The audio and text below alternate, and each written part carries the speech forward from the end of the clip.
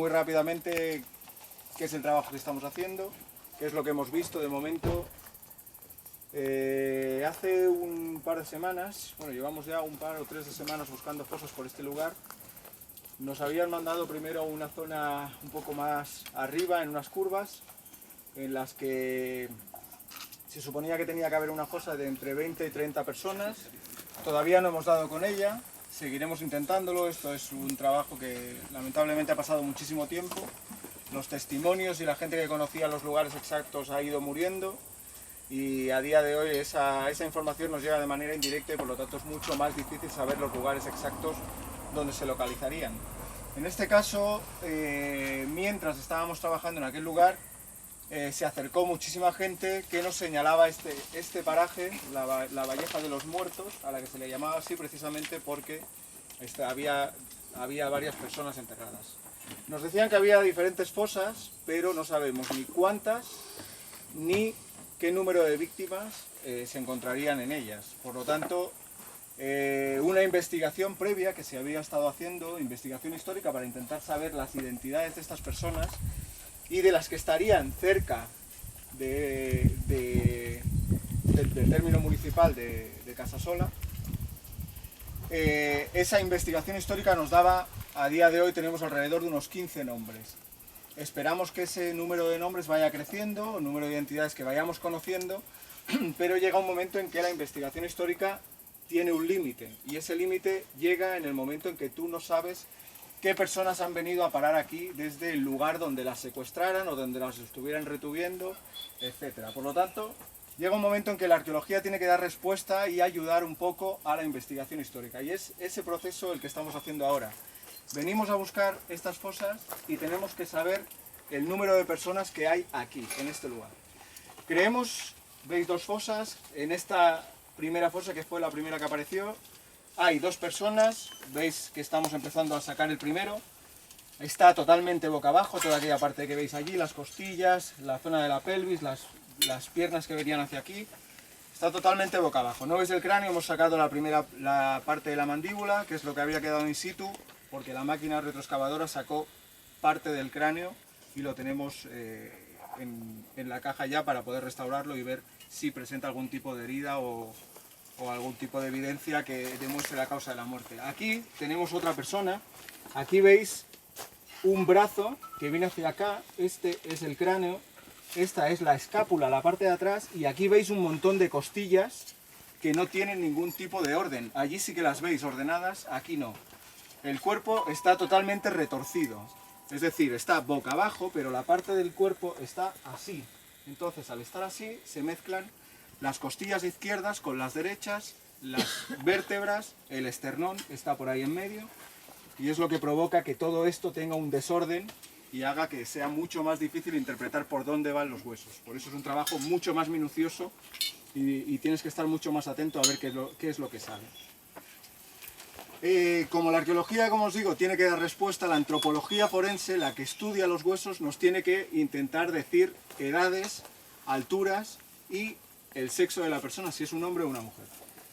Aquí hemos visto, mientras hacíamos la excavación, la exhumación del cuerpo, la extracción del hueso, esto es una tibia, y esta parte va aquí y debería estar sellada en una persona que tenga más de 18 años, 19, 20 años, empezarían a soldarse esta parte de los huesos. En este caso no está soldada, por lo tanto estamos hablando de una persona muy joven que nos puede ayudar mucho.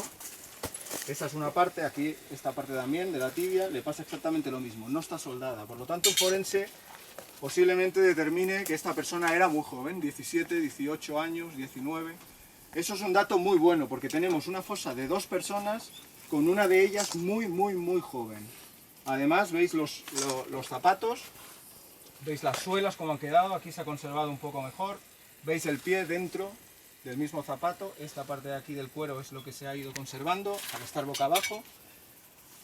Son zapatos muy grandes, el fémur también es grande, y en el caso del número 2, el fémur es aún más grande, y las suelas que aparecieron al menos son de un número 45 o 46, es un pie muy grande. Otro dato muy bueno para poder saber quiénes son estas dos personas. El problema son los datos a priori que se pueden conseguir. saber qué personas pueden estar aquí, que sean muy jóvenes o que sean muy altas. Por lo tanto hay que buscar esas dos personas, intentar saber quiénes son, cuándo mueren e intentar reconstruir este momento, solo este. Porque justo aquí en este lado tenemos otra fosa. En este caso pensábamos que era otra fosa de 2 personas o 3, porque era un poquito más grande lo que es la fosa. Empezamos a encontrar diferentes restos muy mezclados hasta que hoy, limpiando lentamente, hemos llegado a catalogar los cuerpos de 4 personas. Es una fosa de 4 personas, las cuales están dispuestas una encima de otra de manera cruzada, el cráneo y los pies de unos aquí y aquí al lado justo los demás. Es un trabajo muy lento. Allí veis, por ejemplo, aquel cráneo cómo se apoya en la pared, tiene un brazo hacia arriba, se ve también perfectamente, y luego cómo se distribuyen los cuerpos hacia este lado. Dificultades muchísimas porque son 4 cuerpos uno encima de otro, se cruzan manos, pies, costillas, se cruza la zona de la pelvis. Entonces es un trabajo mucho más minucioso, mucho más tranquilo, mucho más cuidadoso para poder sacar toda esa información. Y siempre cuidando esas partes forenses que nos permitan, sobre todo, saber la edad de estas personas, porque es la parte más importante del trabajo. Una vez nosotros empezamos a sacar estos restos, lo que hacemos es, los sacamos, como veis, de manera individualizada, un cuerpo, una caja, lo trasladamos al laboratorio y allí los forenses, en su trabajo voluntario, en ayudar a la asociación, lo que hacen es leer estos huesos, diciéndonos cuál es su perfil biológico, cuál es su sexo, si es hombre o mujer, edad, altura y patologías o algún tipo de enfermedad que tuvieran en vida que nos permitieran identificar a alguien. Por ejemplo, un hombre que tenga artrosis, que le duela, por ejemplo, muchísimo la espalda en vida, pues si tiene artrosis, las vértebras empezarán a salir con unas puntas y eso pues te ayuda a identificar una patología que pudiera tener una de las víctimas. En otros casos, pues te pueden aparecer, por ejemplo, cinturones, algún tipo de objeto muy determinado que recuerden los familiares, algún tipo de prótesis, algún tipo de enfermedad o herida que tuviera esa persona y que provocara en ella, pues no sé, una cojera, por ejemplo. Observaríamos perfectamente cómo esa persona tiene algún tipo de deformación en las piernas. Por eso es importante la realización de ese informe forense para poder ir hilando la investigación. Este es el paso. De momento hoy estaremos trabajando y sacando el cuerpo del número 1, mañana sacaremos el del número 2, terminaremos esta zona de aquí, buscaremos con la máquina retroexcavadora de nuevo aquí alrededor a ver si aparecen otras fosas y mientras seguiremos buscando estos 4 cuerpos para poder también exhumarlos. Calculamos que mañana por la tarde o a lo sumo el viernes por la mañana deberíamos terminar de hacer esta excavación. Vamos a seguir buscando información para ir a otros lugares de Casasola. Desgraciadamente es un lugar que se conoce precisamente porque trajeron a muchísima gente. Pues hay muchísima cantidad de víctimas, ya digo, no sabemos todos sus nombres, pero hay que empezar a reconstruir. Y en este caso, para empezar a reconstruir, lo que hay que hacer es empezar por una parte histórica, complementar con arqueología y antropología y después volver otra vez con los datos que tenemos a reconstruir la parte histórica. Por lo tanto, una vez tengamos todos estos datos, se empezará a buscar de nuevo esos nombres, esas posibilidades, etc. Lo que siempre decimos también, y nos gusta que lo sepáis, toda aquella persona que quiera acercarse aquí, como estáis ahora vosotros, pueden acercarse. Este es un lugar público donde todo el mundo puede venir, puede ver, puede preguntar, tiene que saber qué es lo que pasó, tienen que saber quiénes son las personas que están trabajando aquí, porque estáis viendo a personas que son voluntarias, que invierten su tiempo libre, su verano, en días tan buenos como este, en coger un pincel y en hincar las rodillas y ayudar a la asociación y a las familias para recuperar a estas víctimas. Y eso lo tiene que saber la sociedad porque no es lo mismo leer en periódicos, no es lo mismo ver en prensa o en televisión cuál es este trabajo o vivirlo directamente aquí, en campo, ver exactamente cómo están estos cuerpos. Eso es importante para que todos sepamos que esto es un trabajo de derechos humanos, es un trabajo de humanidad y por lo tanto es importantísimo que se recupere y que se respete a esas familias que a día de hoy todavía siguen esperando.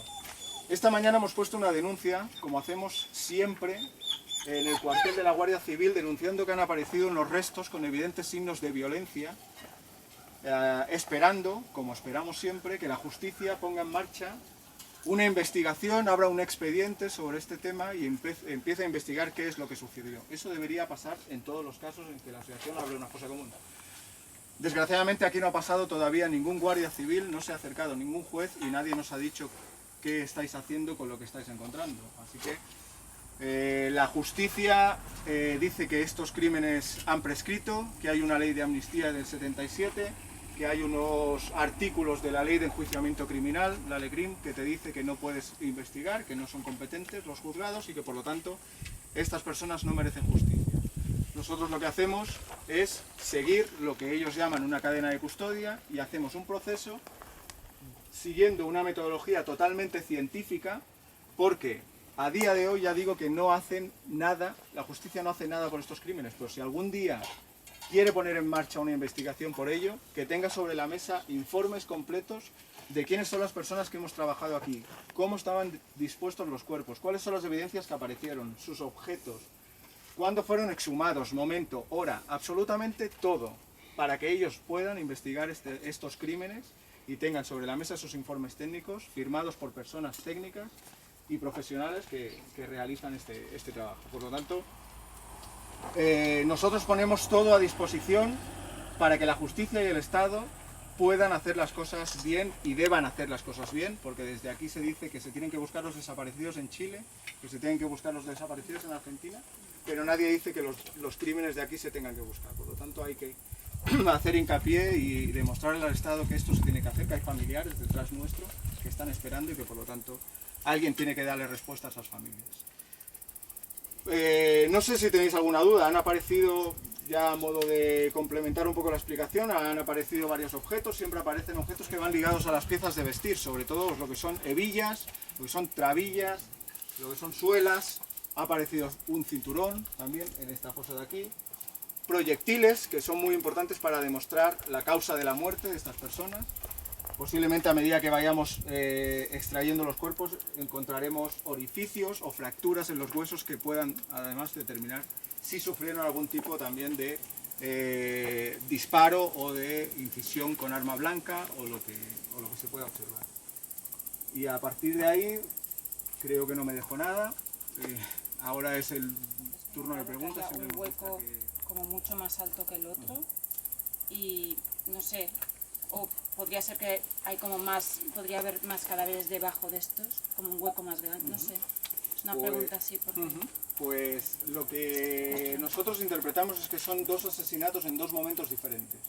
Y creemos que es así porque tenemos dos fosas a una profundidad muy diferente. Esta la encontramos a 90 centímetros y esta a escasos 30-35 centímetros. Entonces, los vecinos de la zona nos dijeron que cuando asesinaban a esta gente, quedaban aquí tirados, llamaban al concejo en el pueblo, escogían a 2 o 3 que tenían que subir hasta aquí y enterrarlos. Se supone que eran siempre diferentes personas, por lo tanto, creemos que esta fosa las hicieron unas personas y que después al lado otras excavaron esta de aquí al lado. El terreno es exactamente igual, es muy duro, es un terreno que es muy duro para estar haciendo un agujero a pico y pala. Y ya digo, yo creo que son dos fosas que son de dos momentos diferentes, no muy lejanos entre sí, seguramente por eso no se están tocando, sino que tú ves tierra removida aquí, pues dices, bueno, pues muevo tierra aquí y hago aquí la otra fosa. Y por eso interpretamos también que alrededor deberían haber otras fosas de este mismo tipo, es decir, que estén más o menos así, en la misma dirección, y no sabemos si encontraremos una muy grande, muy pequeña, no sabemos nada de eso. Es que podría ser como que estamos pisando hoy. Estaba pensando yo mismo.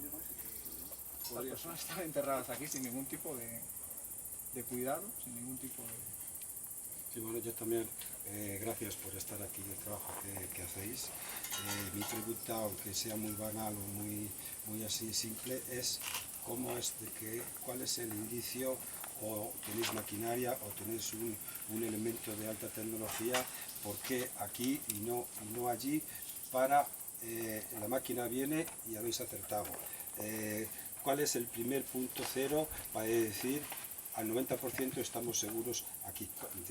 ¿Cuál era el elemento? Siempre que buscamos, desgraciadamente no existe un instrumento que nos diga dónde están las cosas. Es imposible a día de hoy saberlo. Se utilizan en algunos casos, se han intentado usar georradares que muestran la dureza y los movimientos de tierra que hayan podido pasar o que hayan podido sufrir el terreno. Esos georradares nos han demostrado, porque lo hemos usado, lo usamos varias veces, y hemos visto que no sirve. Para buscar fosas comunes no sirven. No te marcan esto, no te marcan huesos, no te marca la tierra está muy compactada, por lo tanto no te marca una irregularidad. Al final no te puedes fiar de ello. Además es un aparato muy caro en el que la asociación desde luego no puede invertir ese dinero, porque si pierdes ese dinero en georradar no puedes invertirlo directamente en buscar, ¿no? Al final lo más fiable siempre es, en estos casos así tan grandes, una máquina retroexcavadora que vaya haciendo zanjas, una al lado de otra. Como decía antes, no es el primer día que estamos aquí, llevamos 15 días, 3 semanas, un poquito más arriba, haciendo zanjas y zanjas y zanjas, durante horas, durante días, y no hemos dado con la fosa. Vinimos aquí porque se llamaba la Valleja de los Muertos, porque vinieron vecinos diciéndonos que aquí había personas enterradas, pero estuvimos buscando toda esa zona de ahí arriba y no dábamos con ella. Tuvimos la suerte, y eso sí que lo utilizamos mucho últimamente, es el detector de metales. El detector de metales lo que nos permite es buscar no la fosa, sino evidencias de la muerte, de la escena del asesinato. Cuando tú disparas, saltan los casquillos de la pistola o del fusil. Esos casquillos quedan en superficie. Aunque sea una parcela que está arada, los arados antiguamente sobre todo bajaban alrededor de unos 30 centímetros, no bajaban mucho más. Y la tierra siempre va haciendo lo mismo. Se va moviendo para acá, para allá, para acá, para allá, año tras año. Entonces, esas vainas, esos casquillos, van para allá, para acá, para allá, para acá, pero nunca ni se hunden ni se pierden. Por lo tanto, esos casquillos, si tú tienes la suerte de encontrar 2, 3, 4 que sean de esa época, que se correspondan con los casquillos de esa época, pues te pueden marcar una pequeña zona cercana al lugar de la muerte. Si tú disparas desde aquí, el casquillo salta a unos 2 metros, pues si tú has disparado aquí, el casquillo salta allí, pues alrededor tienes que tener esa cosa. Y eso es lo que pasó aquí en Casasol, en este caso. En esa parte del camino empezaron a aparecer vainas de Mauser y de pistola corta, y eso es una evidencia clarísima. Y aparte empezaron a aparecer también balas disparadas que no se habían deformado por ser de un material muy duro, y por lo tanto no se deformaron, estaban completas. Y ha aparecido aquí justamente también una bala del mismo formato, por lo tanto eso te demuestra la relación que tienen. Pues gracias a ese trabajo de teledetección metálica, nos vinimos desde allí que estábamos buscando y que no encontrábamos nada, directamente hasta aquí. Hicimos 2 zanjas y de repente apareció la primera fosa. Y esto lo empezamos a abrir, lo dejamos bien abierto para poder trabajar, y dijimos, bueno, pues como se supone que los vecinos nos han dicho que hay más, pues vamos a buscar alrededor. Y fue hacer la otra zanja que viene por ahí, ¿no? Pilló la otra fosa, y es la única manera a día de hoy que tenemos. Además el terreno es muy... en este caso es un terreno muy duro, muy compacto, y no te deja ver ningún tipo de cambio de color, porque lo que hace la arqueología es mirar diferentes texturas, diferentes colores. Si tú tienes esta tierra de aquí dentro, no es la misma que la tierra de aquí fuera, porque tú esto lo has mezclado, y al mezclarlo se cambia de color y cambia de textura. Entonces eso, si tú estás con una máquina, puedes llegar a verlo, sí cambia mucho de color. Un poco en defensa, o no en defensa, sencillamente porque ya que vosotros explicáis vuestra metodología y lo que estáis haciendo y el interés sin duda humano y histórico que tiene esto, yo os quería explicar brevemente, porque has dicho que la justicia no hace nada, pues que sepan los que están aquí presentes por qué la justicia no ha hecho nada en este tipo de... en relación con este tipo de acontecimientos, ¿no? Mirad, sabéis que Garzón instruyó una causa por lo que llamó en las eliminaciones estas forzadas, ¿no? Que se podían encontrar su cadáver en un lugar concreto, pues debieron intentar hacer alguna exhumación. Se hicieron. Se hicieron en algún sitio, ¿no? en otros sitios no se hizo nada.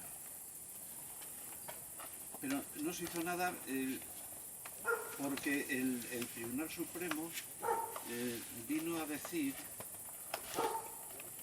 con fundamento en la ley esta de amnistía que tú has citado, pues bueno, que lo que había sucedido aquí debía no disculparse, pero que debíamos estar al pacto entre bandos que significaba esa ley de amnistía. Y desde el punto de vista más, diríamos, de derecho positivo, entendía que estos hechos, de ser delitos, estarían prescritos. Sin embargo, las Naciones Y Unidas... no, ya, bueno, y sobre todo había diríamos, un valladar insuperable que es que, porque parece que el tema se centra en la jurisdicción penal, que es la investigar esto, ¿no? Nos encontraríamos con que no habría contra quién dirigir, a quién investigamos por estos hechos. Una persona denunciada, identificada. Sin eso no puede existir.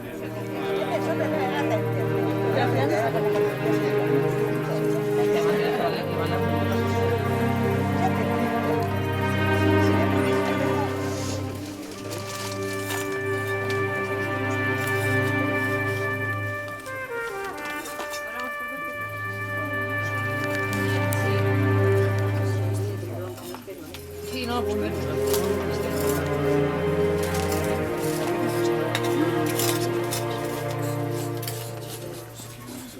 vamos a dejar el pie todo. Ya.